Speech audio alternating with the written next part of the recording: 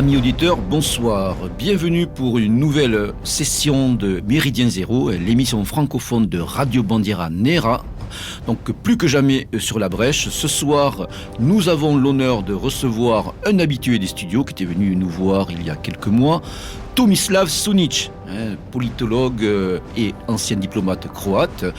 Vous avez remarqué que M. PGL est une fois de plus à la barre, assisté de l'incontournable Sergueï, notre magnifique maître de la technique, ainsi que de Georges Feltentrakol, que nos auditeurs commencent à connaître maintenant, le leader Maximo, le Danube de la métapolitique, donc maître du site Europe Maxima et bien sûr auteur du cultissime ouvrage Orientation rebelle aux éditions d'Heligoland. Donc il m'assistera aujourd'hui. Donc Tomislav Sunic fait l'actualité éditoriale. Il y a déjà quelques mois est sorti Homo Americanus, rejetant de l'ère postmoderne, donc une traduction d'un de ses ouvrages par les courageuses éditions Acribeia, animées par l'infatigable Jean Plantin, avec un avant-propos de Kevin MacDonald.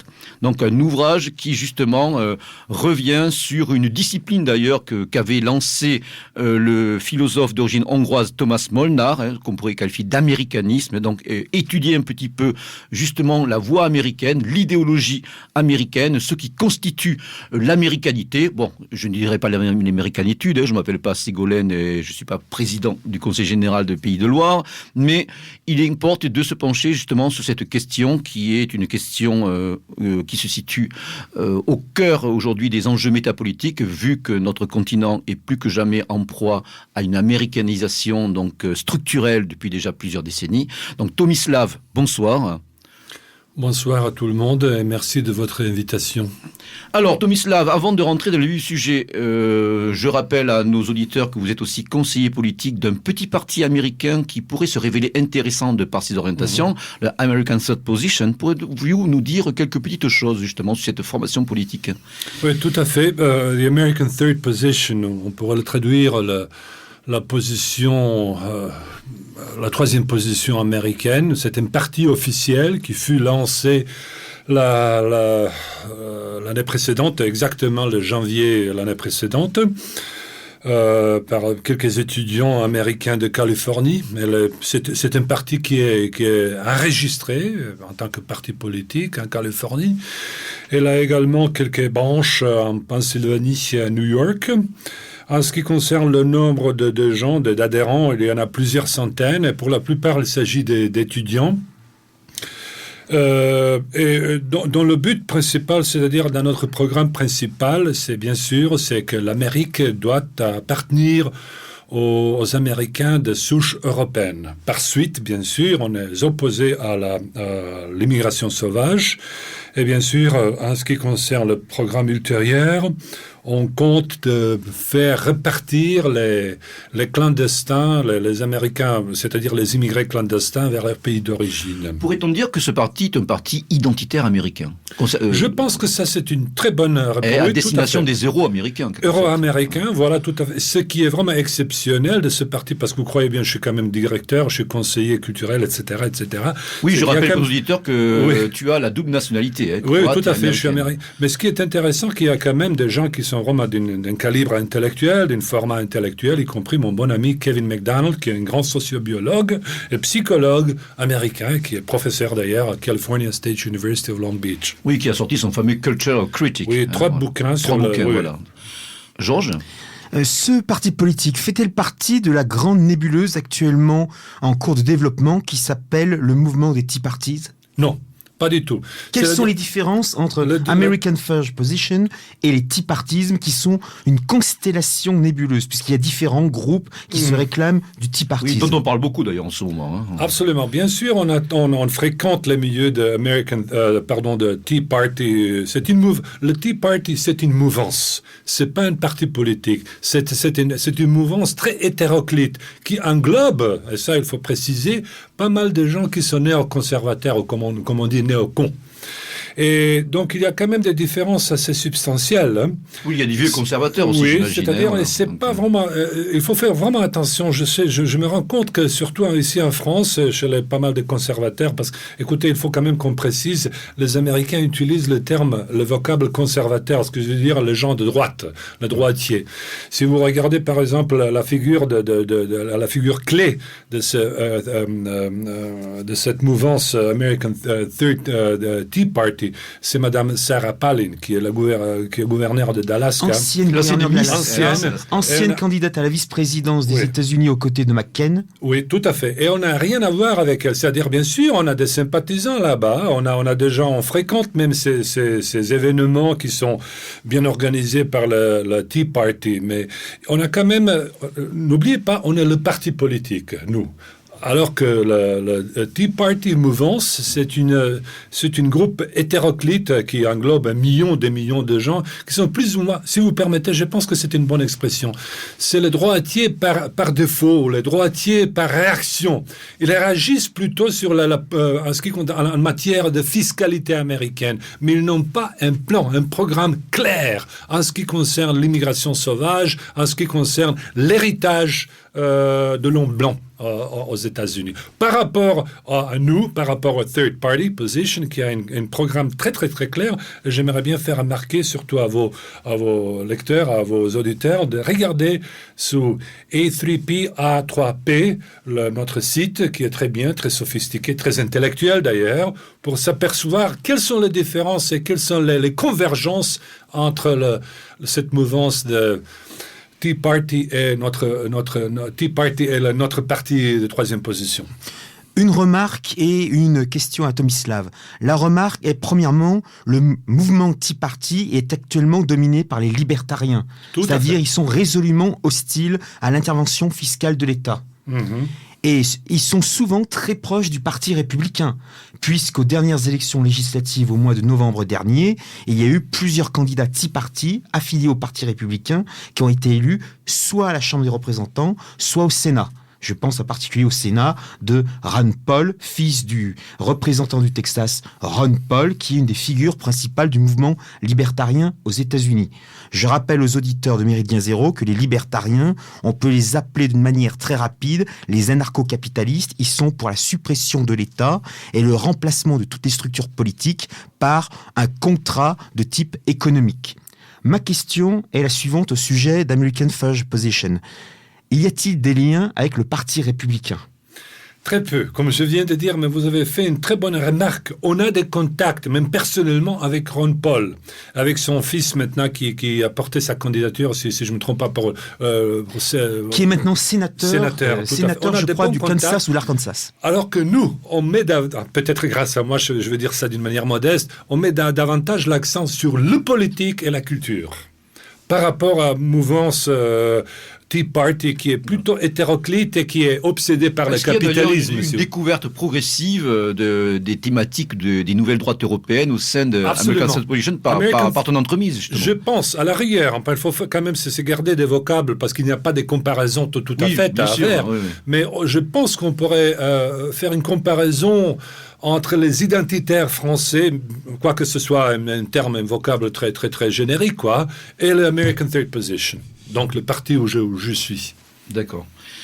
Alors, justement, concernant cette American Third Position, donc, est-ce qu'il y a aussi quelques relations avec certaines sphères intellectuelles plus ou moins à droite des vieux conservateurs américains, comme la revue American Renaissance, Jared Taylor et d'autres. Même avec les gens de l'Europe, et c'est pour cette raison que je suis là, ici, on essaie de faire des contacts avec les gens qui sont... c'est un sujet très, très, très vaste. J'espère que vos auditeurs sont au courant que les conservateurs américains sont épris, obsédés, si vous me permettez l'expression, par l'économisme, par l'économie. Alors que l'American Third Position, c'est quand même un parti qui met davantage l'accent sur l'héritage, sur la sociobiologie. N'oublions pas que le chef principal, c'est quand même Kevin McDonald, qui est un sociobiologue très connu et qui a fait des ouvrages énormes sur la multiculturalité multiracialisme d'une manière très critique, racialisme qui à mon avis, à son avis, mène nulle part, qui mène à la balkanisation de l'Amérique. Donc, mettre davantage sur l'accent là-dessus. Par rapport à cette mouvance de Tea Party, qui est vraiment surprenant, ne fait aucune mention ni de l'Israël, ni de l'immigration sauvage, peut-être d'une manière un peu soft, mais il ne s'attarde pas beaucoup là-dessus. Alors, venons-en maintenant à une des premières thématiques qui sont induites par votre ouvrage, enfin ton ouvrage qui est très riche à ce sujet. Donc, comment cerner un petit peu les contours de ce que tu définis comme l'américanisme ? Quels sont les fondements de ce que tu justement qualifies d'américanisme ?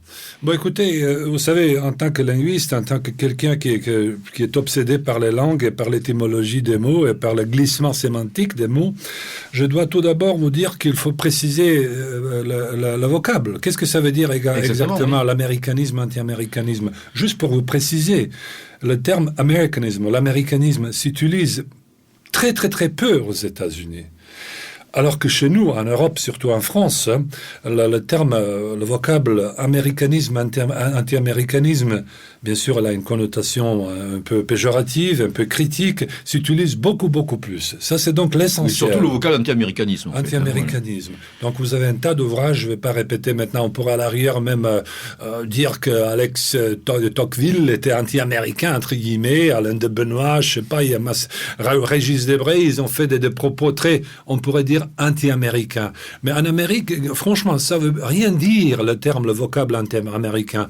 On dit, par exemple, lorsqu'on parle de terroristes islamiques, de temps en temps, vous allez voir dans le New York Times une expression, les terroristes islamistes ont fait un acte de sabotage anti-américain. Bon, en anglais, je vous traduis en français. Donc, ce que je dois préciser, c'est le terme qui presque, le concept qui n'existe pas aux États-Unis et qui a une connotation tout à fait différente, pas tellement péjorative comme chez nous. Mais la réalité que ça implique, alors comment la cerner ?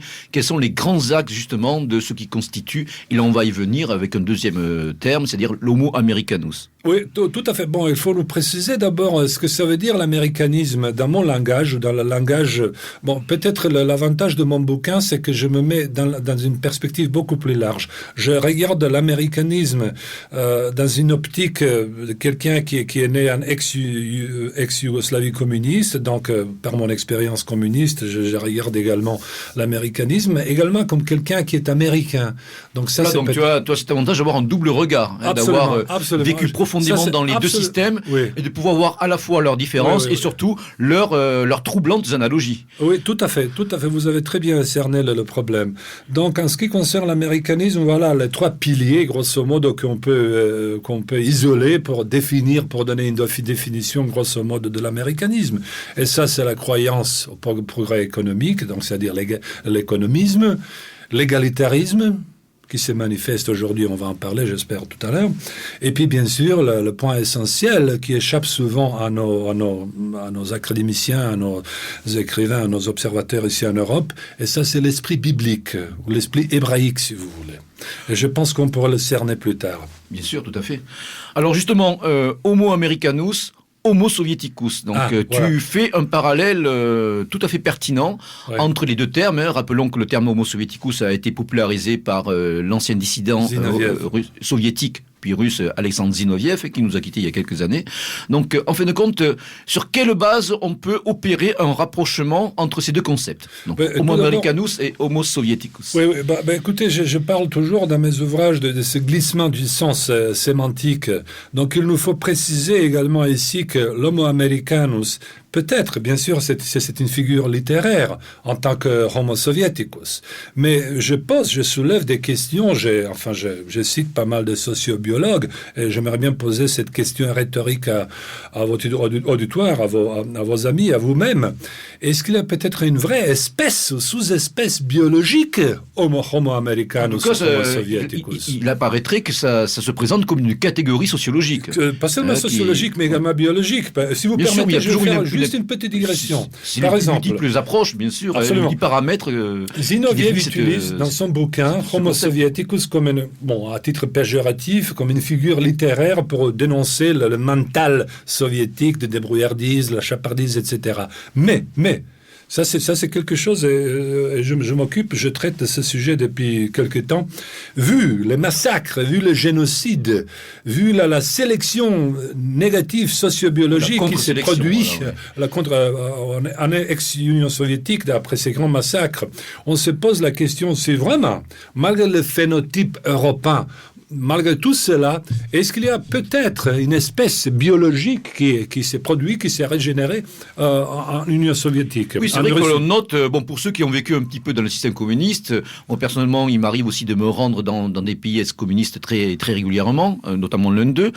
Il apparaît flagrant qu'il y a eu cette formidable contre-sélection biologique qui s'est opérée avec une extermination des aristocraties, des élites locales pendant des décennies par le système communiste, et qu'on a propulsé dans les premiers rangs du parti hégémonique, du parti communiste, presque parfois la plèbe, la lie un petit peu de la population, et aujourd'hui, ça a généré effectivement une mentalité qui se montre véritablement comme une inertie profonde pour de futurs développements positifs dans cette ère au niveau biologique, et culturel, dans les deux, bien sûr. Oui. Je le vois, je la regarde chaque jour en Croatie. Les gens qui ressemblent à vous, à moi, ils ont quand même un comportement, et je me pose la question, est-ce que c'est le comportement culturel ou est-ce que ça revient de leur chromosome? Et la même chose, plus tard on va en parler, on pourrait exactement utiliser la même analyse en regardant, en observant un Homo americanus. Georges. Tomislav met très bien en évidence l'émergence actuelle d'une sous-catégorie biologique qu'il appelle l'Homo americanus. Il faut bien savoir qu'au moment du recensement décennal aux États-Unis, à la différence de l'Europe, et en particulier de la France, les habitants des États-Unis ont la possibilité, et ont même le devoir, de cocher à quel groupe ethnique ils appartiennent. Et depuis différents recensements, on voit apparaître de plus en plus une nouvelle catégorie, qui est une forme de catégorie métissée. Puisque maintenant, il y a la catégorie des métissés, ceux qui refusent de se dire caucasiens, afro-américains, amérindiens, asiatiques. Et je pense que cette émergence de catégories américaines métissées peut, à terme, être une nouvelle forme d'Homo americanus. D'autant que très tôt, certains observateurs ont pu observer que l'Américain, c'est-à-dire le futur habitant des États-Unis, était déjà le croisement de l'anglais, de l'écossais, de l'allemand, du français. Dans la recension que j'ai mise en ligne sur Europe Maxima, qui traite de l'ouvrage d'Homo Americanus, je cite un des tout premiers auteurs, Crèvecoeur, qui mettait en évidence ce phénomène de synthèse européenne outre-Atlantique, et qui prend un état d'esprit totalement différent. Je vous avais très bien résumé mes propos. Justement, il faut se poser la question, c'est le deuxième pas qu'il faut faire ici. Les mythes fondateurs de l'Amérique. Le principal mythe fondateur de l'Amérique, c'est l'économie. C'est presque une religion, comme Werner Sombart, vous devez le connaître, le grand sociologue allemand. Il a très bien saisi le mental des Américains, des premiers Américains, obsédés par l'économisme, au point qu'aujourd'hui, un monsieur, une grande culture philosophique, il est paria, il devient un paria, il ne rentre pas dans cette structure, dans cette moule de Homo Americanus. Et c'est ça ce que je veux dire. Il faut au moins, écoutez, c'est pas une émission polémique, mais je cite pas mal de sociobiologues, je cite Denis Buikan, Yves Christenge, et puis j'ai Walton, et pas mal d'eugénistes, des grands eugénistes aux États américains qui sont très connus. Et puis j'essaye, je pose au moins la question, est-ce qu'il y a vraiment une différence aujourd'hui dans cette sous-espèce humaine qu'on appelle Homo américain, pas seulement culturelle, mais biologique également. Voilà pourquoi le terme de conservatisme aux États-Unis me paraît quelque peu incongru. Les États-Unis étant fondés sur l'esprit des Lumières, sur l'idée du progrès indéfini, sur l'idée de l'égalité, être conservateur aux États-Unis, c'est quelque chose qui me paraît quelque peu oxymorique, une contradiction dans les termes. Tout à fait. À moins qu'il s'agisse de conserver justement l'esprit des pères fondateurs, des pères pèlerins, oui, mais même l'esprit de la ces Constitution. pères pèlerins, même ceux qui se disent conservateurs, je reviens un instant sur certains libertariens ou certains membres du Tea Party, qui disent il faut revenir à l'esprit initial de la Constitution. C'est le cadre de l'école juridique aux États-Unis, ce qu'on appelle les stricts constructionnistes, qui, dans le cadre de la Cour suprême, ne veulent interpréter la Constitution de 1787 que dans son état d'esprit originel. Est-ce vraiment des conservateurs ?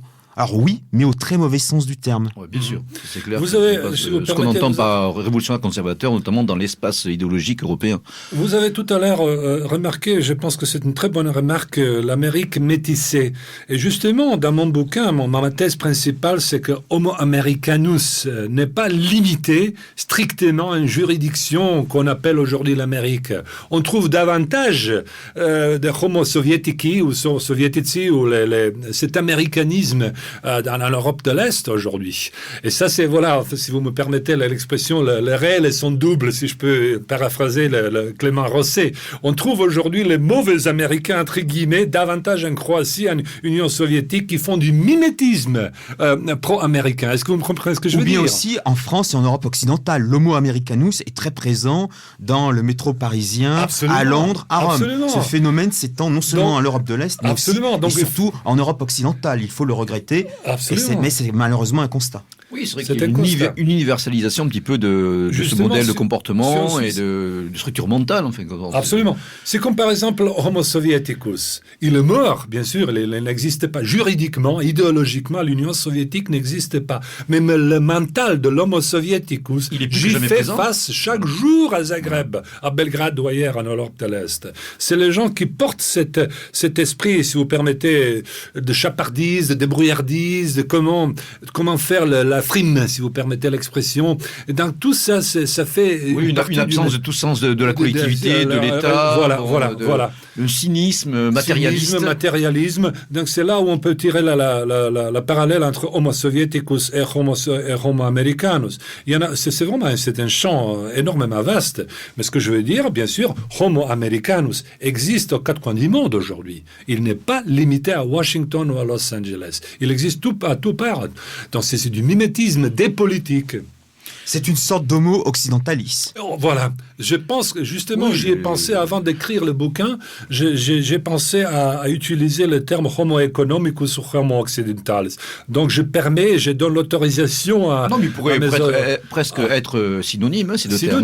D'ailleurs, dans le livre, Tomislav montre très bien qu'à un certain moment, il dit que homo economicus est synonyme d'homo americanus. Oui, tout à fait. Ouais, absolument. Tout à fait. Alors justement, cette genèse de l'homo americanus, quand même, elle est souchée sur une réalité ethno-historique, ainsi que des racines religieuses. Donc, elle trouve ses fondements dans quand même le protestantisme dissident, des pères fondateurs, des puritains, dont l'apparition, si vous voulez, sur la scène de l'histoire peut aussi nous renvoyer à l'histoire de l'Angleterre.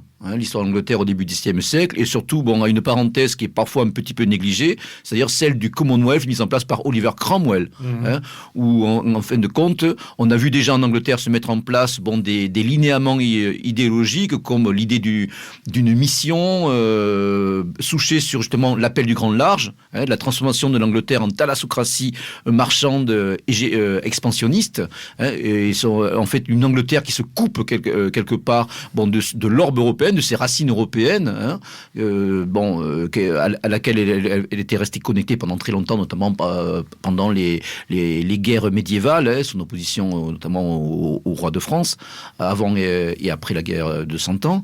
Donc, comment un petit peu caractériser justement ce protestantisme dissident Peux-tu, Tomislav, aussi un petit peu développer cette problématique des origines bibliques, de ce sorte d'Israël universalisé que constituent les premiers Américains et surtout, en fin de compte, cette conception du monde qu'ils vont développer? Je dois vous dire que c'est un thème énormément complexe. D'une part, vous avez très bien remarqué, nous avons l'héritage de Lumière, l'héritage de hyper-rationalisme qu'on voit chaque jour aux États-Unis. N'oublions pas, c'est un pays très séculier. Oui, surtout, souvenons-nous que les Anglais ont été un petit peu à l'avant-garde. Hein. Oui. Ils ont mis en place ces processus presque un siècle avant la France, donc avec l'utilitarisme, avec surtout les soubresauts politiques qu'a connu l'Angleterre, hein, depuis le début du XVIIe jusqu'à la glorieuse révolution de la fin du XVIIe. Donc il y avait déjà un précédent. En quelque sorte, on peut dire que dès cette époque-là, les Britanniques s'éloignent en quelque sorte du modèle politique européen et de l'homo europaeus, si on pourrait l'utiliser, pour justement préfigurer ce qui va se développer plus tard, comme une nouvelle terre promise sur les espaces nord-américains. Mais juste pour faire une petite digression, c'est ça ce qui fait, ce qui nous trompe un peu. D'une part, vous avez la déclaration américaine du XVIIIe siècle. L'indépendance ? L'indépendance, voilà. Et si vous regardez, notamment, on prend ces vingtaines de gens comme les très, très séculiers, ils étaient des rationalistes. C'était pas des gens qui étaient ravis ou obsédés par la Bible. Mais d'autre part, on oublie un phénomène qui est très important, peut-être à mon avis, le plus important en étudiant l'américanisme. C'est les pères avant les pères. C'est les pères de Massachusetts, les anciens puritains. Et c'est là où on voit cette névrose américaine aujourd'hui. D'une part, vous avez cet hyper-rationalisme qui rationalise chaque aspect de votre vie, que ce soit le sexe, que ce soit la politique, que ce soit comment fumer la cigarette dehors, comment pas fumer la cigarette. Oui, là, on voit véritablement que la voie puritaine, donc le protestantisme dissident, vérifie la fameuse formule de Marcel Gauchet, donc que le christianisme est la religion de la sortie de la religion, avec désormais un individu qui est livré seul, sans médiation face à son Dieu, et face auquel d'ailleurs il n'est que de l'honorer, que de réussir matériellement ici-bas, voilà. En développant, en fin de compte, comme l'a bien montré Max Weber, dans l'esprit du capitalisme, qui va trouver sa terre d'élection plus que jamais dans ce qui va devenir les États-Unis. Et d'autre part, vous avez, comme je viens d'indiquer, cet esprit biblique qui trouve ses origines, bien sûr, dans la pensée juive, dans la pensée hébraïque. Et n'oublions pas qu'il faut toujours commencer par les anciens puritains qui sont venus, qui se sont implantés de l'Angleterre aux États-Unis, à Massachusetts, et qui, sur le plan hyper-moraliste, faisons table rase maintenant de la Bible. Mais ce qu'ils ont actuellement repris de la Bible, c'est l'hyper-moralisme extrême, qu'on voit aujourd'hui même avec les gens, avec vos interlocuteurs américains quotidiennement. Donc ça, c'est vraiment une combinaison, une mixture qui est tout à fait particulière pour Homo Americanos. Les puritains étaient des réformateurs du christianisme. Ils souhaitaient revenir à l'aspect originel du christianisme primitif, c'est-à-dire rejeter toutes les structures catholiques afin qu'il y ait un lien direct entre l'homme et la Bible. D'où cet intérêt pour le judaïsme. Oui, ça, il faut préciser. Oui, c'est surtout l'esprit vétérotestamentaire. C'est un rejet de la greffe européenne que le catholicisme a plus ou moins intégré. Chez nous, le catholicisme, bon an, mal an, dans le catholicisme, si vous permettez, c'est quand même une religion syncrétique. C'est ça ce qui fait la beauté de Notre-Dame, de toutes ces Sacré-Cœur, de toutes ces églises là-bas. C'est ça. Alors que, si vous voyez, le puritanisme, il est vide.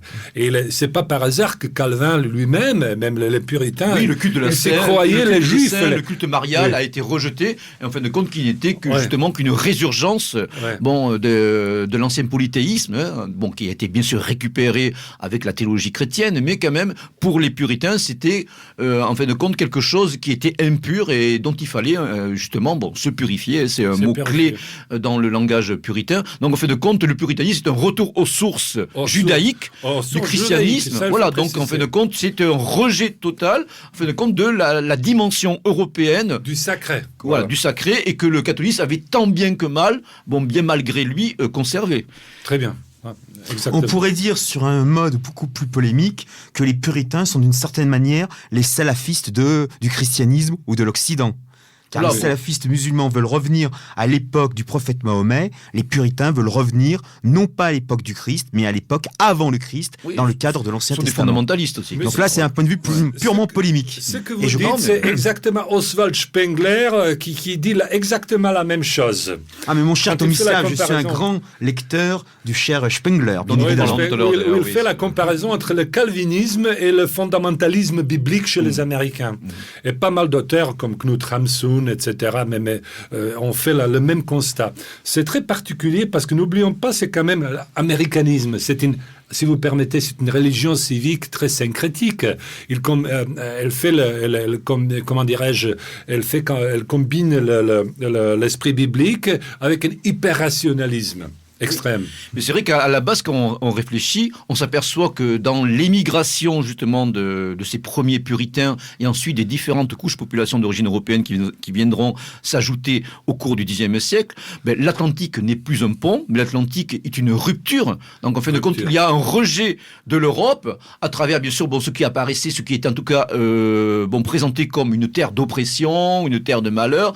Mais en fin de compte, ce qu'on rejette, c'est justement toutes les anciennes structures qui se rattachaient, en fin de compte, à la tradition politique et culturelle de ce qui fonde l'Europe, quelque part. Donc il y a une rupture, il y a surtout l'idée de mettre en place un nouvel Israël, une nouvelle terre promise, avec toute la phraséologie, toute la rhétorique qui est développée par ces puritains.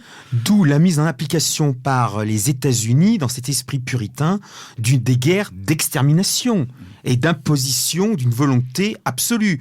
Il y a Tomislav dans Homo Americanus revient très largement sur les conséquences de la guerre de sécession 1861-1865 avec l'écrasement du Sud après 1865 dans la période qu'on appelle la reconstruction qui va de 1865 à 1875-1878. Mais on oublie aussi les guerres d'extermination envers les premiers habitants du continent américain que sont les Amérindiens, que sont les Indiens, les Peaux-Rouges. Ces populations qui ont signé des traités de paix avec le gouvernement des États-Unis qui n'a jamais appliqué ces traités de paix. Je permettrai de faire une petite parenthèse. Il faut que les auditeurs de Méridien Zéro apprennent ou savent qu'il y a dans le monde le plus ancien prisonnier politique qui est Léonard Peltier, chef CEO de l'American Indian Movement, qui depuis 1977 croupit dans un véritable camp de concentration qui est la prison fédérale de Leavenworth aux États-Unis. Georges vient de faire allusion justement à l'écrasement du vieux Sud par le Nord industrialisé. Est-ce qu'on peut dire que justement la guerre de sécession va parachever le triomphe de cette déclinaison du puritanisme dissident, alors que beaucoup d'auteurs ont mis en évidence, notamment Dominique Vénère, que le vieux Sud avait conservé bon an mal an encore un aspect de la vieille Europe à travers une dimension beaucoup plus aristocratique, beaucoup plus agricole. Que pourrais-tu nous dire là-dessus? Tu en parles un petit peu dans ton ouvrage sur cet esprit du vieux Sud, Old Deep South. Qu'en reste-t-il aujourd'hui d'ailleurs? Mais vous avez très bien remarqué, en effet, ce qui s'est passé dans le Sud, Antebellum South, comme on l'appelle, 1866, c'est produit 100 ans plus tard en Europe. Mais avant qu'on procède, il faut préciser exactement cette perception de l'autre que la théologie politique américaine se fait. Donc à l'époque, comme notre ami a dit tout à l'heure, il y avait cet archétype du mal qui était incarné par l'Indien, le mauvais bad Indian, comme on dit. Plus tard, c'était le sudard, le sudiste, c'était l'archétype du mal qu'il fallait extirper, et absolument extirper vraiment par les premières guerres totalitaires, d'ailleurs. Vous savez que quand on a mis le feu à Atlanta, etc., c'était... Oui, il y a eu déjà les guerres de la Révolution française. Oui, mais Tomislav a raison de dire que la guerre de sécession est une des premières guerres modernes, avec utilisation massive des voies ferrées, utilisation des mitrailleuses, utilisation du télégraphe, non pas de l'aéroplane, mais du ballon dirigeable pour observer les mouvements. D'ailleurs, ça reste à ce jour la guerre la plus meurtrière que les États-Unis aient menée. Et puis aussi création des camps de concentration pour les populations sudistes, faits par les Yankees. Très bien, c'est ce que Bismarck, à la même époque, il disait qu'il ne se rendait pas compte, les principautés, les chefs en Europe, ils ne savaient pas ce que ça veut dire le train, le chemin de fer. C'est les Américains, les nordistes utilisaient le chemin de fer, le télégraphe, c'était donc vraiment la première guerre moderne dans ce temps-là. Donc juste pour vous donner, pour un résumé, plus tard nous avons l'archétype du mal, incarné par qui ? Par le mauvais Bosch, par le mauvais Allemand. Et plus tard, bien sûr, pendant la guerre froide, c'était le mauvais communiste, le mauvais rouge. Là, on reste, si tu veux, dans ce qu'on pourrait appeler l'American Way of War, donc la manière que les Américains ont de concevoir la guerre, c'est-à-dire qu'ils ne partent en guerre que si sur le mode de la croisade, où l'ennemi est vraiment bien positionné comme le mal absolu. En fin de compte, il s'agit toujours de la dernière guerre avant la paix universelle, avant la paix qui est propice au commerce, justement. Tout à fait. Voilà. On peut se poser la question, peut le homo americanus, peut l'américanisme survivre sans avoir recours au préalable à cet autre mauvais, à cet archétype négatif. C'est ça le problème. Aujourd'hui, il n'y a pas de communistes, il n'y a pas de réactionnaires, il n'y a pas de fachos, il n'y a pas de nazis. Et qui est maintenant l'archétype du mal, c'est l'islam. En particulier l'islam iranien. Islam iranien, voilà, tout à fait. Ou bien alternative, le nord-coréen. Saoudien, là, c'est un islam, oui, tout à fait. Tout à fait tolérable. Le Middle West aux États-Unis, demander à un citoyen des États-Unis qu'est-ce qu'un chiite, qu'est-ce qu'un sunnite, s'il arrive à répondre à cette question, alors là vraiment, ça c'est le docteur. Je mange un chewing-gum. Non, ça c'est très bien. Et juste pour faire un pas en avant, ça avec impatience. Juste pour vous permettez, parce qu'il y a beaucoup des idées, des fausses illusions qu'on s'est fait de l'Amérique et de sa politique étrangère, surtout en ce qui concerne le Moyen-Orient. Regardons par exemple l'attitude de la classe politique américaine vis-à-vis Israël. Les gens se posent la question, mais qu'est-ce que l'Amérique, qu'est-ce qu'elle fait en Israël? Parce que grosso modo, l'Amérique n'a absolument aucun atout au plan géopolitique d'apporter son soutien à ce pays. Il n'y a pas de pétrole en Israël. Absolument. Mais il ne faut jamais oublier cet esprit biblique. Parce que l'Amérique est le prolongement géopolitique de cette city on the hill, cité sur la colline. Et l'Amérique s'efforce de promouvoir cette idée messianique, eschatologique, comment dirais-je. En fait, comme tu dis, c'est un judaïsme mondialisé. Judaïsme mondialisé. Qui s'adresse à tous les gens quelque part. Et c'est pas par hasard que toute résolution contre Israël était comment dirais-je, était jetée par l'Union, comment dirais-je.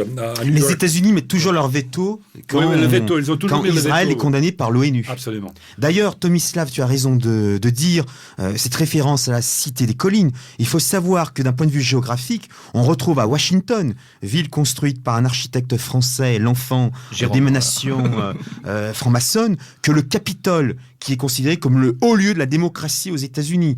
La Constitution de 1787 met dans sa première partie, non pas le président des États-Unis, mais le Congrès des États-Unis. Et ce Congrès des États-Unis se trouve précisément sur une colline à Washington. Oui, c'est vrai. Hein. Pas seulement au sens figuré, mais au sens réel. Oui. Et donc, toute personne qui ira à Washington pourra observer que le Capitole est sur une colline. Oui. Et ce qui est hallucinant, le problème, c'est que je rencontre ces gens-là, je parle, je lis chaque jour. Enfin, finalement, je fais également partie de cet univers de Homo Americanus. C'est qu'on se pose la question, est-ce que ces gens-là, est-ce que c'est ces faiseurs de l'opinion, ces militaires, qu'est-ce qui leur passe par la tête? Est-ce qu'ils ont la bonne conscience quand ils bombardent, que ce soit à Nantes, que ce soit à Paris ou Marseille, dans la Deuxième Guerre mondiale, ou Dresde, ou Bagdad, ou ailleurs? Ils ont une parfaite conscience, parce qu'ils se pensent choisis. Parce qu'il s'agit d'éliminer les derniers salopards qui avant de rendre possible justement la paix universelle, qui est prônée justement par cette vision du monde que développent les Américains. Très, comment dirais-je, très manichéenne. On est vraiment dans la lutte du bien contre le mal. On applique ça à la politique, à la géopolitique, et puis surtout à la manière de mener la guerre. Vétérotestamentaire. Totalement vétérotestamentaire. Dans l'Ancien Testament, il y a de nombreux passages où on voit le peuple des Hébreux, avec l'aide de Yahvé, qui massacre allègrement de très nombreux peuples. Qui fait de l'épuration ethnique caractérisée sur la terre promise. Mais c'est très bien dit. D'ailleurs, il faut préciser également à vos chers auditeurs que je cite pas mal d'ouvrages. Donc, mon bouquin, bien sûr, c'est à vos lecteurs de juger la qualité de mon livre.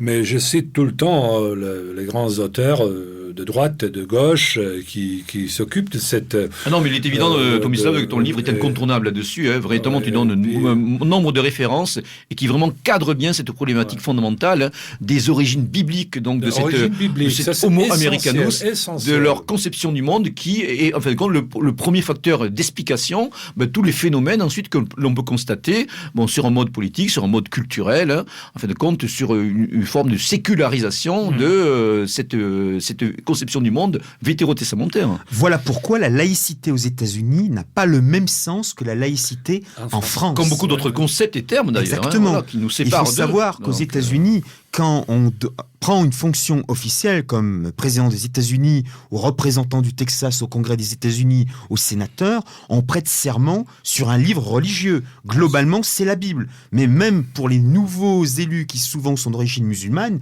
il y a eu quelques élus d'origine musulmane, eux, ils ont le droit de prêter serment de fidélité aux États-Unis sur le Coran ou bien sur la Torah pour certains élus juifs. Donc, c'est chose totalement impensable en France. Pas seulement dans la vie politique. Quand j'étais professeur à une université à Long Beach et plus tard une université très libérale, très séculier, à la fin du semestre, ou plutôt vers la fin de l'année scolaire, il fallait absolument le chef, le dean, le doyen, il prêtait son serment, il faisait des petites vers, il lisait des petites vers de la Bible. Ça, pour moi, c'était quelque chose d'ahurissant, mais ça, c'est absolument nécessaire. Si vous voulez faire une carrière, même si vous êtes athée, même si vous êtes païen, même si vous êtes n'importe quoi, il faut absolument suivre cette précepte, ces règles bibliques. Quand je dis biblique, je me réfère surtout à l'hypermoralisme. Même quand vous trouvez votre interlocuteur américain qui est soi-disant de votre bord, qui est très proche à nous, vous allez voir toujours dans son langage, est-ce que je peux m'exprimer comme ça, un style pédagogique, un style didactique. Oui, donneur de leçons. Oui, comme ça, elle vous donne des petites leçons, quoi faire ça. Et ça, ils s'en aperçoivent pas. Ils s'en aperçoivent pas. Nous, par contre, surtout les Français qui ont un esprit ironique, un peu célinien, etc., vous savez, ça nous... Oh, mais qu'est-ce qui se passe? Ces gars-là, ils le déconnent, quoi. Mais chez eux, c'est très... Donc, c'est pour cette raison que je me concentre également dans mon bouquin sur le langage, le métalangage, qui est peut-être, qui n'est pas la langue de bois, mais qui est une autre langue quand même, et très, très fort importante. D'où ta notion de langue de coton, et d'où aussi le politiquement correct qui est apparu aux États-Unis, qu'on peut considérer comme une conséquence de cette langue de coton, d'ailleurs, biblique. Concept qu'avait développé François-Bernard Huyghe dans un ouvrage sorti chez Robert Laffont. Alors justement, venons-en au politiquement correct. Et tu consacres un chapitre entier justement à la genèse et au développement de cette notion qui se déclinait de multiples manières, qui justement, comme tu le précisais dans le chapitre précédent concernant la comparaison à l'Homo soviéticus, rappelle furieusement la rhétorique aussi marxiste qui a été en cours pendant plusieurs décennies en Europe et dans tous les pays qui ont connu l'oppression communiste. Donc, comment un petit peu caractériser quelles sont les bases d'un petit peu de cette politically correctness que tu as mis en évidence? Tout d'abord, en ce qui concerne le vocable, juste pour notre auditoire, il faut préciser que le terme political correctness a ses origines dans les années 70. Donc, c'est le terme qui est survenu dans les campus américains, political correctness, et plus tard, elle s'est transplantée en Europe. Et à l'époque, il n'avait aucune connotation politique. C'était plutôt la démarche de la part des étudiants un peu anarchistes, si vous voulez, de dénoncer cette régulation de speech, de régulation lexique qui était fort utilisée, surtout par les gens qui étaient imprégnés par cet esprit biblique. Plus tard, bien sûr, quand vous regardez la genèse du politiquement correct, il n'y a rien de neuf. Nous avons le politiquement correct, malgré le fait qu'on n'utilisait pas ce terme-là après la Deuxième Guerre mondiale. Vous savez ce qui s'est passé dans les années 60 aux universités, pas seulement américaines, mais également ici en Europe. Et qui furent ces grands inquisiteurs? Qui furent les gens qui s'occupaient de politiquement correct? Quoique le terme l'école de Francfort, c'était l'école de Francfort. Voilà, juste pour faire un résumé, le political correctness, pour étudier la genèse du political correct, du politiquement correct, il faut absolument se pencher à la fois sur l'esprit vétérotestamentaire et l'école de Francfort. Oui. Et puis il y a surtout aussi une réalité qu'a connue notamment l'Allemagne d'après-guerre, c'est cette rééducation de l'ensemble d'un peuple qui est déjà une political correctness avant la lettre. Oui, tout à fait. Vous savez ce qui... Ah oui, allez-y. Vas-y. Mais justement, je voulais... ça échappe à nos historiens, même avant le tribunal de Nuremberg, le gouvernement provisoire américain en Allemagne défaite, le premier pas, la première démarche fut de le Fragebogen, comment dirais-je, de nettoyer, de purifier. Oui, le questionnaire, le fameux questionnaire que Hans Solomon... De purifier, c'était le 45, vers la fin de la 45, de purifier la haute éducation de tous ces gens, de tous une épuration idéologique et culturelle. Comme Carl Schmitt et tous ces gens, ils furent virés carrément des universités. Donc, l'école de Francfort n'était pas encore... Bon, elle était implantée déjà, mais il y avait un côté religieux. Voilà, nous avons de nouveau cette religion de comment régénérer le monde, comment rendre les Européens... On a implanté d'ailleurs sur place un patriotisme constitutionnel de facture américaine qui ne correspondait en aucun cas à la tradition politique allemande, telle qu'elle s'était développée notamment dans le sillage de la Révolution conservatrice dans les années 20 et 30. Georges ? Ce travail de reconstruction morale de la population allemande a eu son précédent avec le Sud, précisément, après la guerre de sécession. Absolument. Puisqu'aujourd'hui, le Sud, l'ancien Sud, est ce qu'on appelle la Bible Belt, la ceinture de la Bible. C'est dominé par un esprit néo-puritain, néo-conservateur, républicain, le plus rance, si bien qu'aujourd'hui, on assiste à un renversement de situation. Oui, on a une si on mettait un sudiste de la guerre de sécession, on le met aujourd'hui dans les anciens États confédérés, il serait abasourdi, il dirait, mais c'est plus le Sud ici. Ici, c'est le Nord transposé dans le Sud. Atlanta a bien changé. Hein. Tout à fait. Vous avez tout à fait raison. D'où également cette phénomène qui est vraiment une pathologie, l'antisémitisme américain. Chez ces gens-là, ces Américains du Sud, les Sudaires, ils sont tellement épris par l'Israël en tant qu'un mythe fondateur. En même temps, ils sont antisémites. Donc, vous voyez cette névrose qu'on voit très souvent chez les Américains, névrose, tout à fait, qui n'a absolument aucun sens. Il n'y a pas de logique. Et donc, en ce qui concerne l'Allemagne de l'après-guerre, vraiment, c'est un laboratoire, malheureusement. Si on veut étudier la postmodernité aujourd'hui en Europe, il faut absolument regarder ce qui s'est passé en Allemagne 45, juste avant la Constitution, 47 ou 46, et le fait... Mais même surtout aujourd'hui, avec les résultats que l'on peut constater, on voit un pays qui a été quand même une colonne vertébrale de l'européanité, qui a joué un rôle... extraordinaire dans l'histoire politique, culturelle et religieuse de l'Europe, aujourd'hui qu'il y a un no man's land identitaire et qui a été totalement normalisé et formaté selon justement cette vision d'homo americanus. Avec néanmoins quelques résistances dans l'ancienne RDA. Là, en Allemagne de l'Est... Mais pour combien de temps ? Mais ça, c'est exactement la même chose. Dans la mesure où il y a bien sûr qu'il y a des résistances, comme la mondialisation engendre forcément des résistances par réaction, mais il y a quand même aussi une convergence d'homo soviéticus déclinée sur un mode prussien rouge, entre guillemets, et puis l'homo occidentalis qui a été généré par la République fédérale allemande, avec sa prospérité d'après-guerre et sa vision bourgeoise et matérialiste. Question à Tomislav. Dans la fabrication de la pensée politiquement correcte, quel est le rôle de ce qu'on appelle aux États-Unis la French Theory, c'est-à-dire les grands penseurs français, et en particulier Derrida et sa théorie de la déconstruction? Est-elle très importante? Oui, elle est très importante, mais il faut toujours faire un décalage ici entre le monde universitaire et le monde réel aux États-Unis. C'est complètement séparé, vous voyez. Bien sûr, ce sont des auteurs, à mon avis, je ne les aime pas pour des raisons qui sont un peu différentes, mais ils sont très connus. Derrida, il a même passé, et puis Derrida, Lacan également, elle s'élise beaucoup aux universités américaines.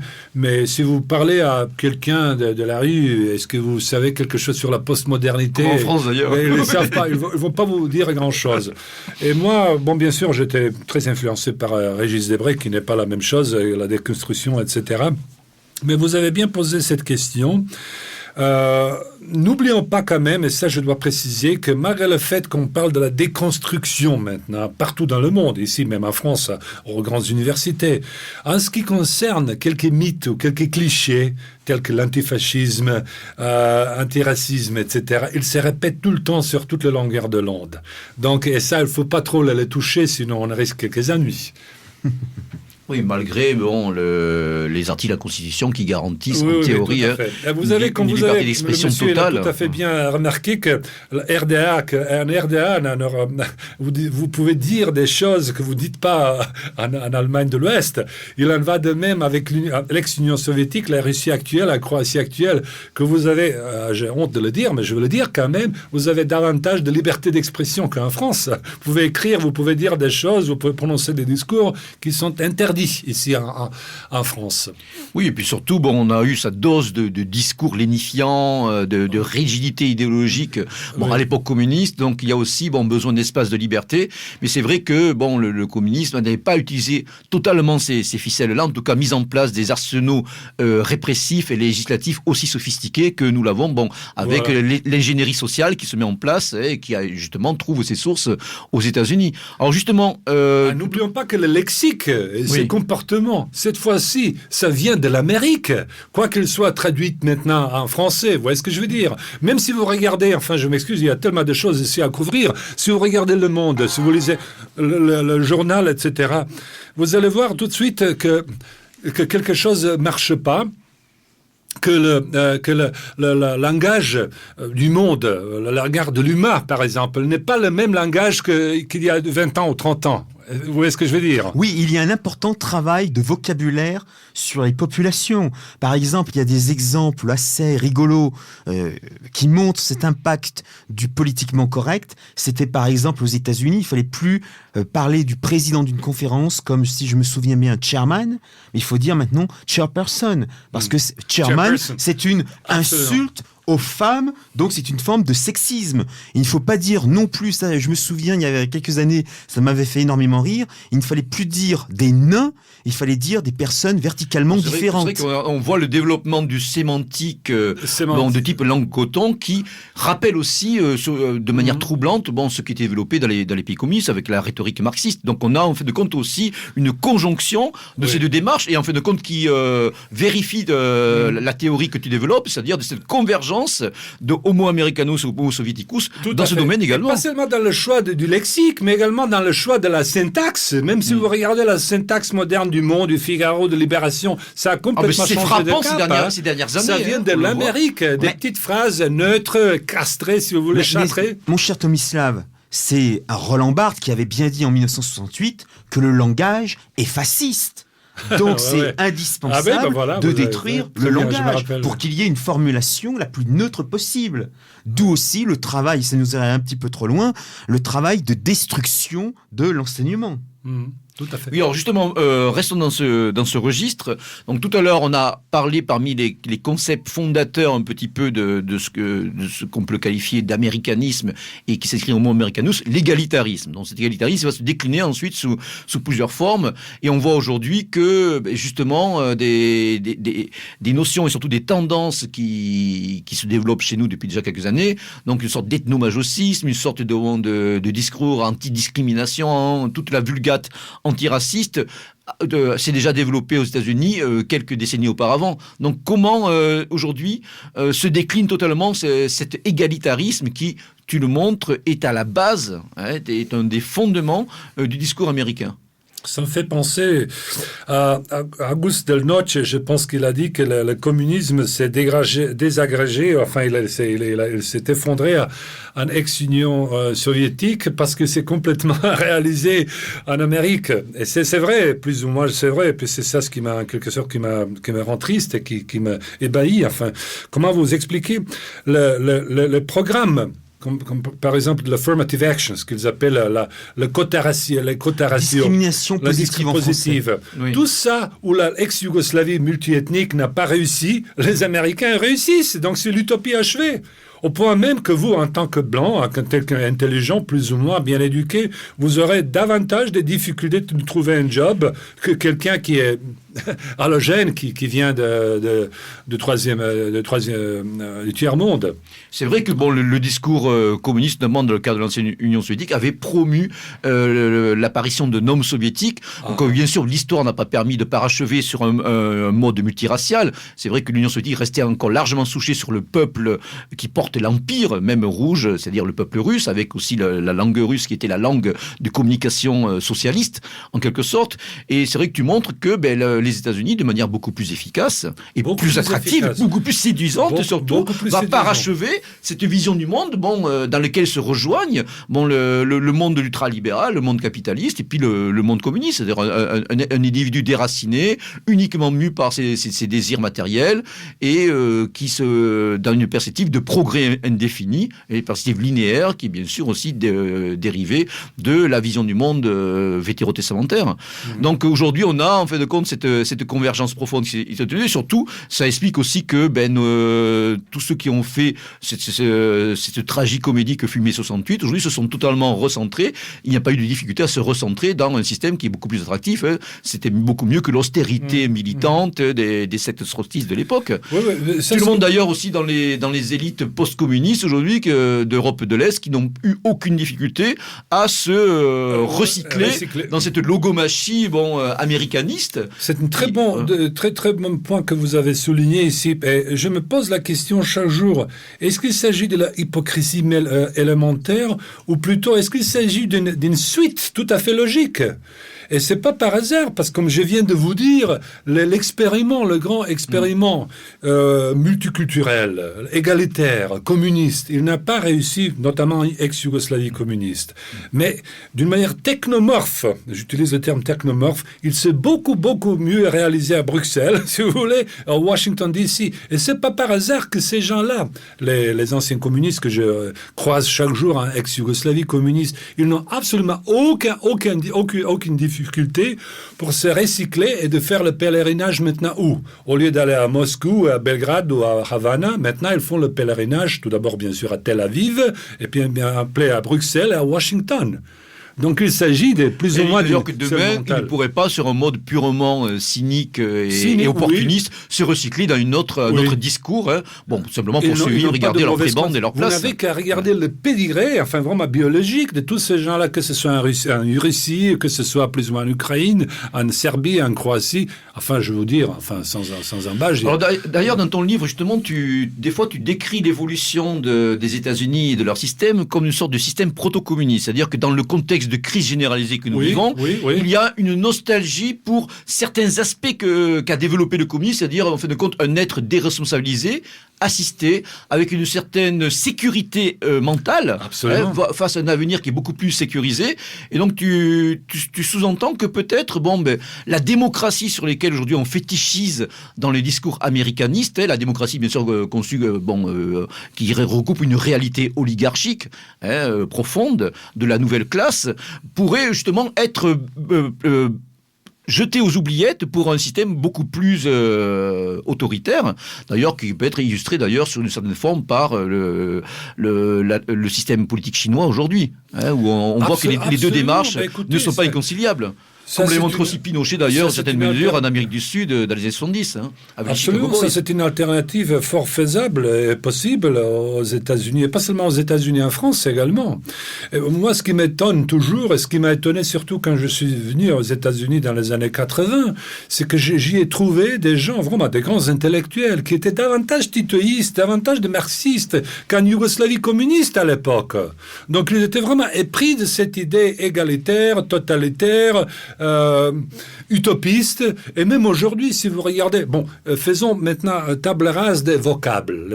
On n'utilise pas le terme communiste parce qu'il a une connotation un peu péjorative, mais en ce qui concerne le mental communiste, le mental égalitaire, il est très ancré, il est très profond aux États-Unis. Surtout chez les gens qui viennent du tiers-monde. Il y a 20 millions, il faut préciser ça, 20 millions d'immigrés clandestins aux États-Unis qui coûtent énormément le pays. Il y a toujours les éléments de ce American Dream, qui est pour nous un American Nightmare, un cauchemar, mais qui meut aujourd'hui des flux migratoires de plus en plus extra-européens, mais dans l'idée justement de trouver une terre d'élection pour une meilleure existence. Terre d'élection, parce que en raison de très nombreux feuilletons et films qui montrent un idéal américain. Extraordinaire. Et les populations pauvres disent, si nous nous installons aux États-Unis, eh bien nous aurons le paradis sur Terre. Ah ben là, c'est vrai que Alerte et Malibu et Dallas, à l'époque, ont joué un rôle important. D'ailleurs, tu pourrais nous le confirmer. Hein, en Croatie, je crois qu'on voyait justement l'Occident à travers ce miroir idéalisé, une sorte de paradis matériel sur Terre. C'est pour cette raison que même, malgré le fait qu'il y avait déjà 20 ans qu'on s'est débarrassé du communisme, j'ai des difficultés, franchement, au niveau communicationnel, au niveau de la communication avec mes compatriotes en Croatie. Ils n'arrivent pas à comprendre ces petits détails qui sont énormément importants. Ils s'imaginent que l'Amérique est toujours une Amérique transposée de Dallas, ou de tous ces soap operas qu'on a vus à l'époque dans les années 60. Ils n'arrivent pas à comprendre qu'il y a 40 millions d'Américains qui n'ont pas la sécurité sociale. Ils n'arrivent pas à comprendre qu'il y a davantage de pauvreté ici qu'en Croatie. Ce que vous avez en Croatie, c'est bon, laissons maintenant à part le pouvoir d'achat, mais vous avez quand même une sécurité psychologique. Et c'est ça ce que le communisme nous rassurait, la sécurité psychologique. Les gens se foutent éperdument de la liberté, etc. Bon, je ne vais pas généraliser, mais le fait est que les gens veulent avoir la sécurité psychologique. Vous ne l'avez pas encore. C'est pour cette raison que Obama, le président actuel, il a fait promouvoir ces lois, et bien sûr, les gens, soi-disant de droite, ils étaient contre cette loi, etc. C'est fascinant, en quelque sorte. On s'aperçoit qu'au niveau dialectique, on a ces deux figures qui se télescopent, qui se succèdent. Hein. Homo Americanus succède à Homo Sovieticus, et peut-être que demain, sous une forme régénérée et métamorphosée, à nouveau, une forme d'Homo Sovieticus succédera à Homo Americanus, avec peut-être la faillite, on n'en sait rien, l'avenir nous le dira, mais en tout cas une crise structurelle profonde du système capitaliste mondial, avec la crise qui s'est déclenchée bientôt 3 ans. Je pense que mon point essentiel, c'est qu'il faut se débarrasser du capitalisme, du libéralisme. Ça, c'est le problème essentiel. Et de l'économisme, voilà. Et une fois, quand on se débarrasse de ces idées, de ces grands mythes utopistes, on pourrait éventuellement penser à un bel avenir. Mais à cette ère-ci, à l'ère actuelle, je pense que l'Amérique telle qu'elle, elle doit vraiment changer de cap. Sinon, ce sera le désastre. D'accord. Bon, nous allons maintenant marquer une petite pause avec le traditionnel morceau musical. Hein. Aujourd'hui, il sera question donc d'un morceau qui s'intitule Death of the West, la mort de l'Occident, interprété par le cultissime groupe Death in June, qui était mené à l'époque, toujours mené d'ailleurs par Douglas Pierce, accompagné de Tony Wakeford et Patrick Legas au kill. Donc extrait de l'album Burial, Death of the West.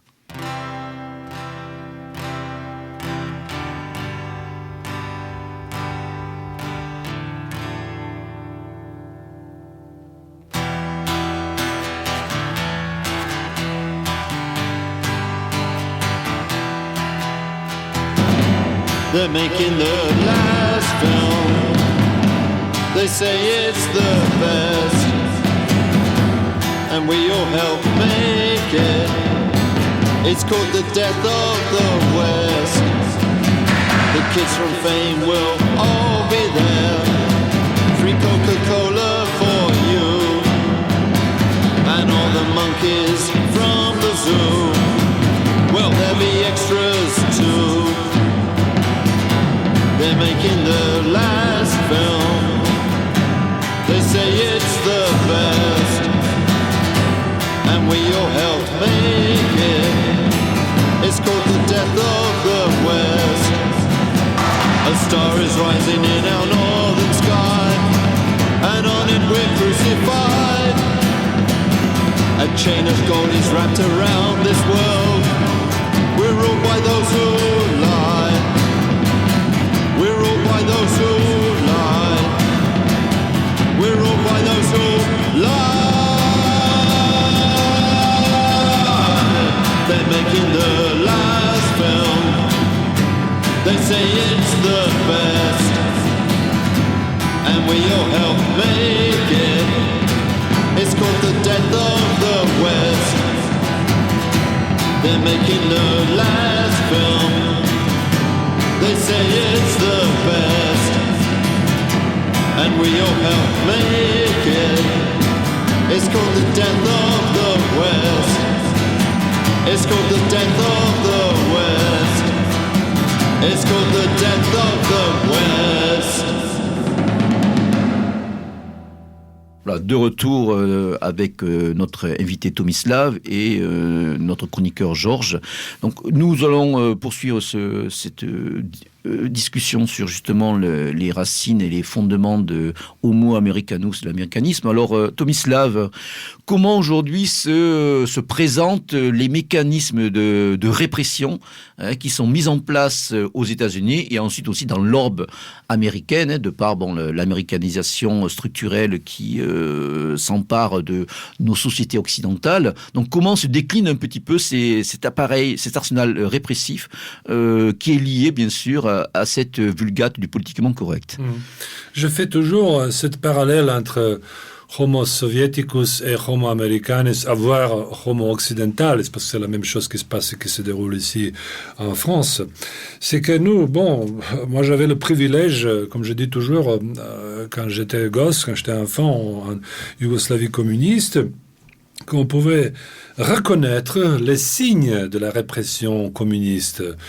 La vulgarité, la laideur, la répression sauvage qui laissait des traces de sang, ça c'est sûr et certain. Il y avait beaucoup donc c'était un régime oppressif totalitaire qui apparaissait pour ce qu'il était. Parce qu'on ne pouvait pas se gourer en quelque sorte. On savait, même les gens qui étaient illettrés savaient fort bien ce qu'il fallait dire, ce qu'il ne fallait pas dire.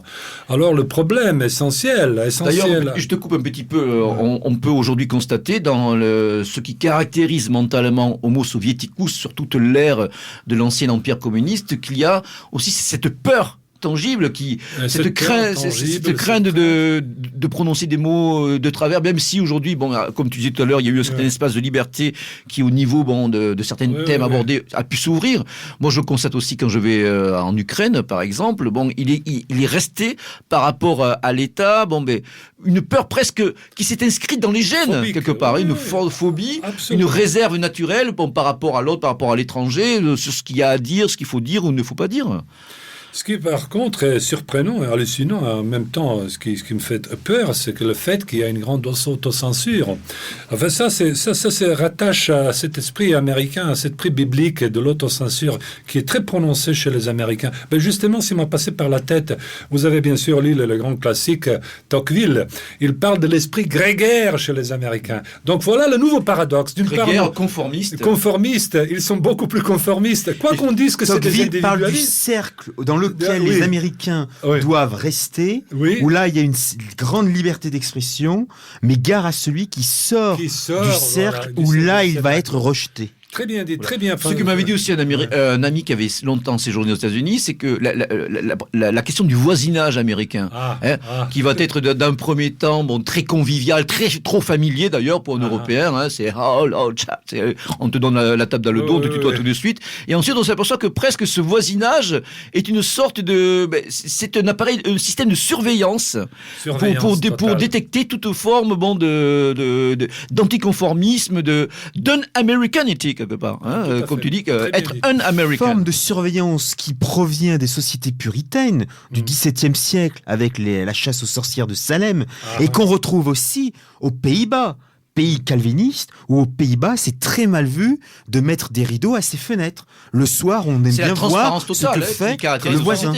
D'où ce phénomène de l'autocensure qui s'est transposé maintenant en France dans le cercle intellectuel. Donc on n'a plus besoin des matraques, des polices, des flics, etc. Les gens s'autocensurent. Et là, on voit aussi que l'examen de conscience propre au protestantisme rejoint l'autocritique qui fut aussi une des manifestations du système communiste. Là aussi, on a véritablement une convergence de ces phénomènes, convergence qui apparaît logique par rapport à ce que nous venons de dire. Ça, à mon avis, voilà, c'est donc grosso modo, on ne peut pas définir la notion de politique aujourd'hui dans le monde occidental, à savoir dans le monde américain. Qui est mon ami et qui est mon ennemi? Parce que les lignes sont tellement convergent.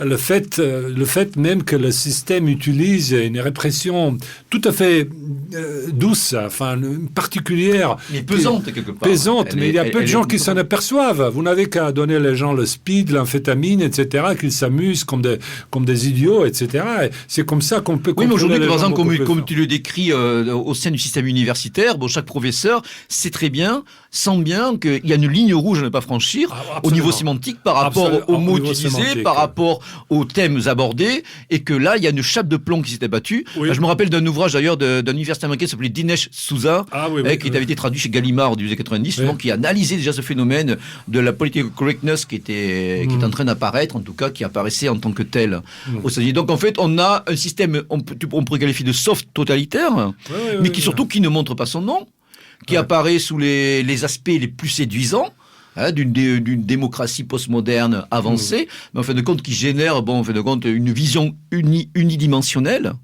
et unilatérale, face à laquelle, il n'y a pas à s'opposer. En fin de compte, comme tu dis, l'ostracisme social et médiatique a remplacé les goulags. Mais c'est plutôt le auto-ostracisme. Je dois préciser quand même, c'est pas tellement la police de la pensée physique qui oppresse, qui brime les intellectuels. C'est les gens qui en fonction de leur esprit vétérotestamentaire, ils se disent non, c'est pas approprié, it's not appropriate, ça il faut pas le dire.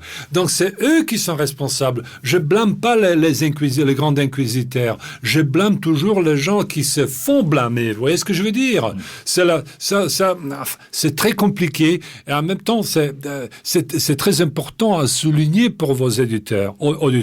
Ce n'est pas tellement la police de la pensée, la flicaille, c'est les gens, surtout les intellectuels, les faiseurs de l'opinion, qui ne veulent pas aborder les sujets tabous, comme par exemple Israël, comme par exemple l'influence juive, ou par exemple le multiculturalisme, etc.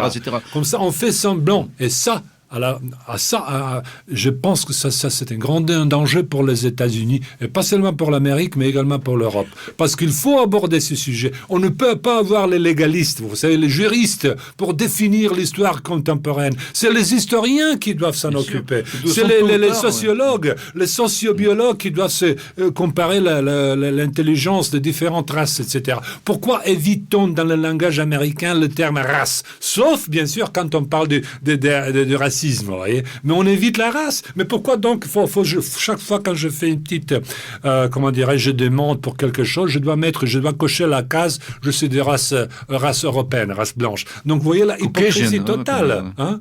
Donc c'est là, le langage, il faut complètement le déconstruire, il faut parler ouvertement. Tout à fait.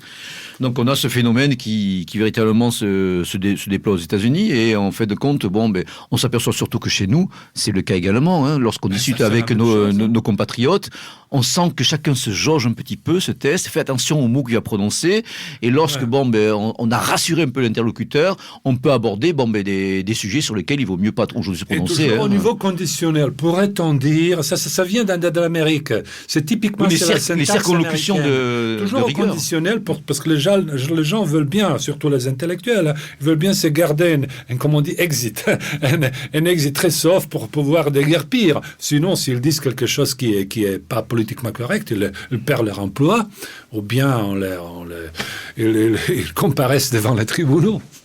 Alors justement, Tomislav, tout à l'heure, nous parlions un petit peu des cénacles et des petits groupes aux États-Unis qui, opèrent une certaine critique du système, sans pour autant toujours aller au bout de leur démarche, c'est-à-dire de critiquer les bases du même système, à savoir le véritable Coran états-unien aujourd'hui, c'est-à-dire les principes de la Constitution.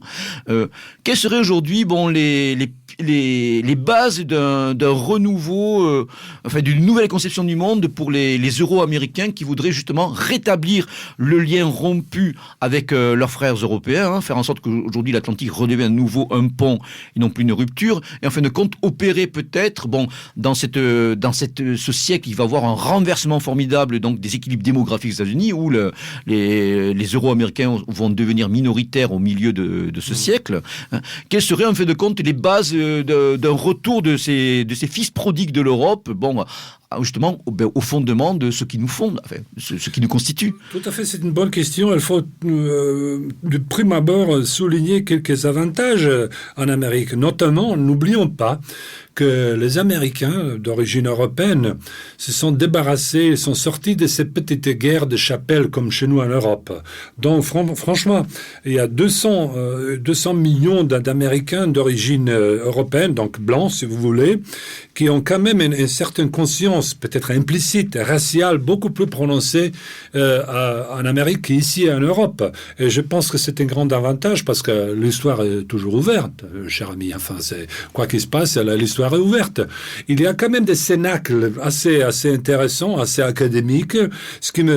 Personnellement, ce qui me plaît, c'est qu'il y a des grands sociobiologues en Amérique qui ont fait vraiment des travaux exceptionnels sur la race, sur les chromosomes criminels, etc., etc. Et je pense qu'on pourrait bien apprendre pas mal de choses. Oui, à l'époque, la nouvelle droite française, Le Grace, avait développé ces thématiques à la fin des années 70. Oui. Ça lui avait été fort reproché, d'ailleurs. Oui, mais justement, toutes ces choses-là sont plus ou moins ouvertes. On peut les accéder aux États-Unis. N'oublions pas, quoi qu'on dise de l'Amérique, on a toujours le premier amendement. On peut obtenir n'importe quel bouquin aux États-Unis, n'importe quoi, et ça aide énormément dans les travaux, dans vos recherches. Et surtout, j'aime bien souligner l'importance de ces études de sociobiologie aux États-Unis. Je pense que ça pourrait quand même ça pourrait également donner une certaine dose de fierté aux Européens. Oui, effectivement, il serait peut-être judicieux que la nouvelle droite française notamment puisse revenir à ses fondamentaux, qui ne sont plus un petit peu dans l'agenda métapolitique du moment, en tout cas du noyau du Grace autour d'Alain Benoît qui subsiste actuellement. Oui. Alors pour clore un petit peu cette passionnante discussion sur la thématique de ton ouvrage, tu laisses entrevoir, Tom, que comme véritable alternative justement au fondement biblique de la pensée américaine, peut-être que ces cénacles que tu évoques pourraient se relier à nouveau au polythéisme européen que les nouvelles droites européennes, et en particulier le Grace en France, avaient mis en avant comme, en fin de compte, nœud fondateur d'une véritable conception du monde alternative. Donc, est-ce que tu vois déjà aux États-Unis, même de manière timide et tâtonnante, une apparition de ce type de perspective, quoi. Absolument, je le vois, je suis très fier. Enfin, en fin de compte, même notre parti politique qui a pas mal d'intellectuels, des gens très connus d'ailleurs dans le monde, comme Kevin McDonald, ils ont fait vraiment des travaux exceptionnels en ce qui concerne la recherche de in-group et out-group, et de comment les sociétés multiraciales sont vouées à la catastrophe. Et je pense qu'il y a quand même de l'espoir en ce qui concerne l'Amérique. Et bien sûr, à mon avis, j'espère que je ne vais pas offusquer vos auditeurs, à mon avis, le plus grand problème, le plus grand désastre, c'est le mental judéo-chrétien, c'est-à-dire le monothéisme chrétien et judaïque. Presque chimiquement pur, quelque part. Ça nous a fait tellement de désastres parce qu'elle a fait tellement de névroses, tellement de guerres de chapelle pour rien. Vous n'avez qu'à regarder les Serbes qui sont orthodoxes, chrétiens comme les Croates. Vous n'avez qu'à regarder le Sud avec les Nordistes qui étaient en guerre. Donc, grosso modo, à mon avis, le mental judéo-chrétien, c'est le désastre pour l'Europe. Il faut se débarrasser au plus vite possible.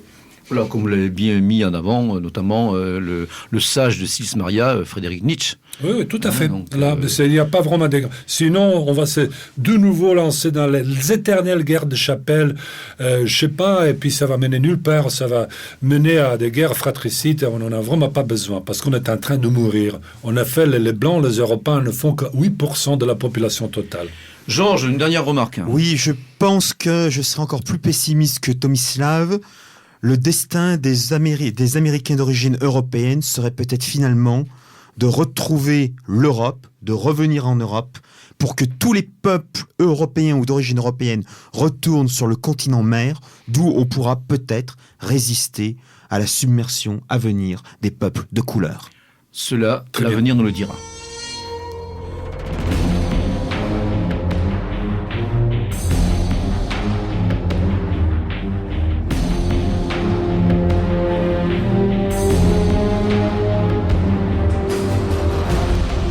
Venons-en maintenant aux chroniques de Monsieur PGL, cette semaine, avec 3 ouvrages, en fait 2 ouvrages et une revue. Alors justement, nous parlions de polythéisme européen, ça tombe bien étant donné que vient de paraître aux éditions de l'Ancre un ouvrage de Gilbert Saint-Cyr intitulé « Le paganisme, recours spirituel et identitaire de l'Europe ». Alors, rappelons que Gilbert Saint-Cyr a été un secrétaire général du Grèce dans la deuxième moitié des années 80. Il a été aussi un cofondateur des synergies européennes avec Robert Stöckers, qui se sont déployés notamment dans les années 90. Et aujourd'hui, dans un ouvrage qui est agrémenté par une lumineuse préface d'Alain de Benoît, qui a beaucoup écrit sur la thématique. Je rappelle que d'ailleurs son « Comment peut-on être païen » a été réédité il y a quelque temps chez Avatar. Donc Alain de Benoît revient un petit peu sur la pertinence de s'interroger justement sur le politisme européen en tant que vecteur de conception du monde, ne pas le réduire uniquement à une démarche spirituelle. Alors l'ouvrage de Gilbert Saint-Cyr est intéressant en ce que il est constitué aux 2/3, en fin de compte, comment dirais-je, d'un récit à destination des enfants, qui présente les principaux mythèmes, les principaux linéaments de la vision du monde païenne qu'il veut comme européenne. Gilbert Saint-Cyr, d'ailleurs, rappelle que la motivation pour écrire cet ouvrage a été provoquée par une nouvelle déclaration du pape actuel qui reprécisait que spirituellement, les chrétiens sont des sémites. Donc, pour montrer que justement, les Européens ont un enracinement spirituel qui leur est propre, il s'est décidé donc à écrire cet ouvrage. Dans la première partie, destinée aux enfants, comme le dit très bien Alain Benoît, ça rappelle un peu l'histoire de l'oncle Paul, de l'hebdomadaire Spirou, de notre enfance. Donc c'est très bien fait. Surtout, il y a une opportunité dans une langue claire à destination des enfants et des adolescents de mieux connaître des aspects des anciennes religions européennes et surtout de la différence fondamentale avec l'esprit biblique qui a introduit, comme tu l'as précisé, les fractures profondes dont nous ne sommes pas toujours sortis et dont nous payons le prix aujourd'hui avec leur déclinaison séculière, sous toute forme que ce soit. Donc la dernière partie est une petite synthèse un petit peu justement des grands fondements de la vision du monde polythéiste qui plus que jamais peut être un recours pour un renouveau européen, un renouveau aussi euro-américain, comme tu l'as précisé tout à l'heure. Deuxième ouvrage, nous parlions d'Alain de Benoît, il fait aussi une fois de plus l'actualité, avec un petit livre intitulé « Des animaux et des hommes, la place de l'homme dans la nature », donc qui revient sur une question fondamentale et qui n'est en fin de compte un développement d'un dossier qui était sorti dans un récent numéro d'Éléments et qui était une réponse à un ouvrage d'Yves Christen justement, qui avait popularisé la sociobiologie d'Edward Howlison et d'autres auteurs au sein du Grèce dans les années 70. Georges, petite remarque ? Oui, alors ce livre d'Alain de Benoît est une réponse, comme tu viens de le dire, à l'extraordinaire ouvrage d'Yves Christen, paru il y a quelques mois de cela chez Flammarion, qui s'appelle « L'animal est-il une personne ?» Il s'agit d'un débat extraordinaire sur savoir quels sont l'influence, le rôle de la science sur la perception de l'animalité ou de l'humanité, de la personnalité. Voilà, d'ailleurs, je peux citer la dernière phrase de cet ouvrage qui résume un petit peu son fond. Alain Benoît écrit que l'homme est un animal, mais il n'est pas qu'un animal. Ce qui constitue le propre de l'homme ne contredit pas les lois de la biologie, mais les dépasse. Donc, précisons que cet ouvrage est sorti chez les courageuses éditions Alexis Farmac, animé aussi par l'ami Arnaud Borde dans son sud-ouest natal. Donc, que nous saluons bien sûr fraternellement. Alors, dernier ouvrage, en fait, dernière revue plutôt, mais qui est carrément un ouvrage, mais il s'agit de la dernière livraison de la légendaire revue Nouvelle École, dont le premier numéro est sorti en 1968 et qui fut aussi donc qui émerge de la constellation néo-droitiste de ce qui a constitué le Grèce, dans le dernier numéro de la revue Nouvelle École, numéro double, numéro 59-60, consacré à une figure qui a marqué la pensée politique et historique européenne, Oswald Spengler, donc auteur du fameux Déclin de l'Occident, des années décisives qui avait été aussi édité par les éditions Copernic. Alors un magistral dossier qui balaye très bien les problématiques induites par ce philosophe des religions. Et d'ailleurs, tu as cité Spengler tout à l'heure, c'est aussi un regard, on s'aperçoit que sa pensée est toujours d'actualité, et que sa vision, sa philosophie de l'histoire, contribue à dresser en quelque sorte des réponses, en tout cas des débuts des réponses aux défis actuels. Donc c'est un très riche numéro, donc avec de nombreuses contributions. Il y a également d'autres articles comme toujours, notamment la découverte d'un penseur espagnol d'origine basque qui... Une des principales figures de la révolution conservatrice espagnole. Voilà, donc Ramiro de Maeztu, peu connu, hein. Moi j'avoue que je ne connaissais rien du tout. Ah, tu ne le connaissais pas. Pas du tout, non, là, heureusement qu'on a des lacunes, on a encore des choses à apprendre. Il y a également un passionnant entretien mené par Michel Thibault avec Valéria Foll, qui est une universitaire bulgare, sur des traditions, d'antiques traditions qu'on retrouve en Bulgarie, là, les danses de Brest, des Nestinari. Donc là aussi, pour s'ouvrir à tout ce patrimoine, cette Atlantide spirituelle européenne, qui a été parfois un petit peu gommée par bientôt 2 millénaires de christianisme. Donc le Nouvelle École nous aide un petit peu à découvrir certains aspects donc, de ces traditions. Voilà, donc une livraison passionnante, très riche, sur Oswald Spengler et d'autres articles. Notons également un article de Gerhard Zwang sur la sexologie, la deuxième partie d'une étude de Gerhard Zwang qui a créé justement cette discipline en France. Avec plein de photographies suggestives. J'invite les auditeurs à acheter le Nouvelle École, rien que pour les photographies. Oh, Georges, c'est mon côté provocateur. C'est votre côté grec, quelque part. Non, en tout cas, il est... Romain, moi je dirais plutôt grec, mais bon, peu importe. En tout cas, non, il est vrai que Nouvelle École a toujours su allier harmonieusement à la fois le poids des mots et le choc des photos, pour reprendre un slogan qui s'applique à un des instruments de formatage généralisé du bon peuple, sur lequel je n'insisterai pas. Donc voilà, donc ces deux ouvrages, cette revue que nous ne pouvons que recommander. Rappelons également, maintenant pour revenir à notre invité, que Tomislav avait écrit un ouvrage fondateur justement sur la nouvelle droite européenne, Against Democracy and Equality, The European New Right, qui a été réédité par les éditeurs, par les Noontide Press, pour les auditeurs donc, qui lisent l'anglais, et qu'il a sorti récemment, ouvrage pour lequel nous l'avions invité il y a quelques mois, donc La Croatie, un pays par défaut, donc un ouvrage qui complète merveilleusement celui dont nous avons parlé aujourd'hui, et donc qui est véritablement à mettre entre toutes les mains. Je suis extrêmement heureux que enfin les éditeurs courageux publient 2 ouvrages de Tomislav en français.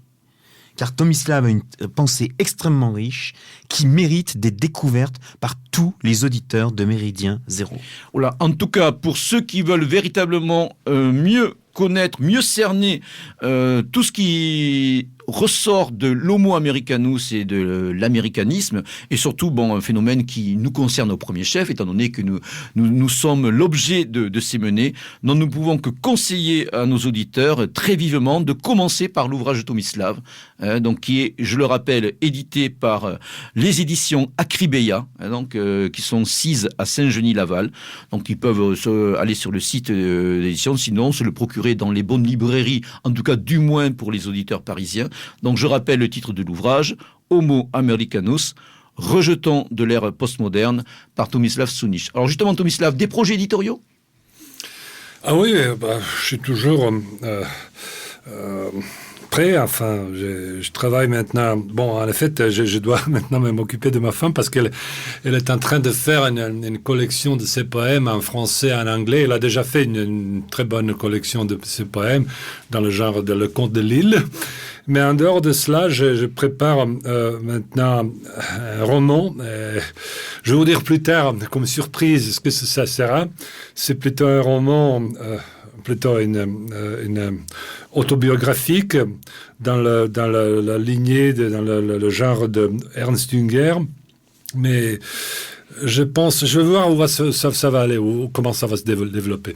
Donc, tu as commencé à l'écrire un petit peu j'ai déjà 40 pages, donc j'écris cette prose que par mes, comment dirais-je... Tu l'écris en quelle langue ? En anglais. En anglais, d'accord. Oui, voilà. Donc, ce sera le cas échéant traduit de l'anglais. Ah oui, tout à fait. Très bien, Tomislav. En tout cas, nous serons ravis de t'accueillir à nouveau pour cet ouvrage ou d'autres problématiques que tu pourrais traiter, étant donné que ton arc est assez large concernant la vision du monde qui est la nôtre et que tu as développé à maintes reprises dans plusieurs cercles, dans plusieurs tribunes. Rappelons aussi que tu animes une petite radio internet. Tu fais régulièrement des entretiens avec des personnalités avec européennes. Alain de Benoît, avec Robert Stoikers, avec pas mal de gens.